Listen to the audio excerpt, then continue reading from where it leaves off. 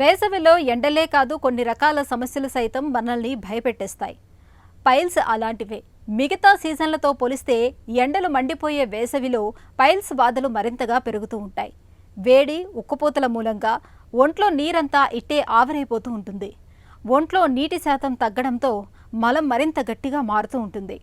ఇలాంటి పరిస్థితుల్లో మల విసర్జన అన్నది కష్టతరమై పైల్స్ నరకాన్ని చూపిస్తూ ఉంటాయి.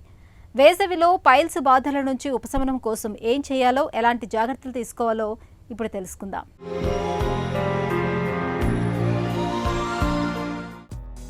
పైల్స్తో బాధపడుతున్నప్పుడు ఆసనంలో నొప్పి, మంట, రక్తస్రావం జరగటం, ఈ బాధలన్నీ మనకు అనుభవంలోకి వస్తూ ఉంటాయి. ముఖ్యంగా ఎండలు మండిపోయే వేసవి సీజన్లో పైల్స్ బాధలు మరింత తీవ్రంగా మారుతూ ఉంటాయి. వేసవిలో ఎండ తీవ్రత ఎక్కువ ఉండటం వలన శరీరంలో నీటి శాతం తగ్గిపోయి శరీరంలోని భాగాలు పొడిబారుతూ ఉంటాయి. దీంతో మల విసర్జన కష్టంగా మారుతుంది.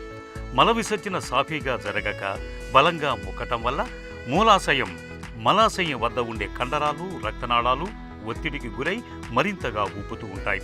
దీంతో పైల్స్ బాధలు మరింతగా పెరుగుతూ ఉంటాయి. పైల్స్ బాధలు తగ్గటానికి రోజువారీ ఆహార విహారాల్లో ప్రత్యేకమైన జాగ్రత్తలు తీసుకోవాలి. సాధ్యమైనంత ఎక్కువగా నీళ్లని తాగటాన్ని అలవాటు చేసుకోవాలి. మజ్జిగలో కొద్దిగా ఉప్పు మరియు కొద్దిగా నిమ్మరసం పిండి తీసుకోవటం మంచిది.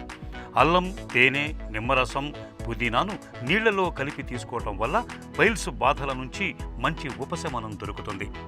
అర టీ స్పూన్ జీలకర్ర పొడిని ఒక గ్లాస్ వాటర్లో వేసి నిత్యం తీసుకుంటూ ఉంటే పైల్స్ బాధల తీవ్రత చాలా వరకు తగ్గుతుంది.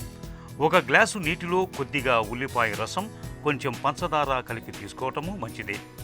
తులసి ఆకులను నీటిలో నానబెట్టి తరచూ చప్పరిస్తూ ఉండటం వల్ల కూడా పైల్స్ బాధలు తగ్గుతాయి. కరక్కాయతో తయారు చేసిన కషాయం రోజు ఉదయం, సాయంత్రం తీసుకోవటం ద్వారా పైల్స్ బాధల తీవ్రత బాగా తగ్గుతుంది. పైల్స్ బాధలు తగ్గటానికి వేడి నీటితో తరచూ కాపటం పెట్టడము మంచిదే. పైల్స్ మరింతగా ముదిరిపోకుండా ఉండటానికి మలబద్ధకం లేకుండా చూసుకోవాలి. ఆహారంలో పీచు ఎక్కువగా తీసుకోవాలి. రోజు మొత్తంలో సాధ్యమైనంత ఎక్కువగా నీళ్లను తాగుతూ ఉండాలి. మానసిక ఒత్తిళ్లకు దూరంగా ఉండాలి. నిత్యం కాసేపైనా వ్యాయామం చేయటాన్ని అలవాటుగా మార్చుకోవాలి. పైల్స్ బాధలు బాగా తీవ్రంగా ఉన్నప్పుడు నిపుణుల పర్యవేక్షణలో కొంతకాలం పాటు ఔషధాలను వాడుకోవాలి.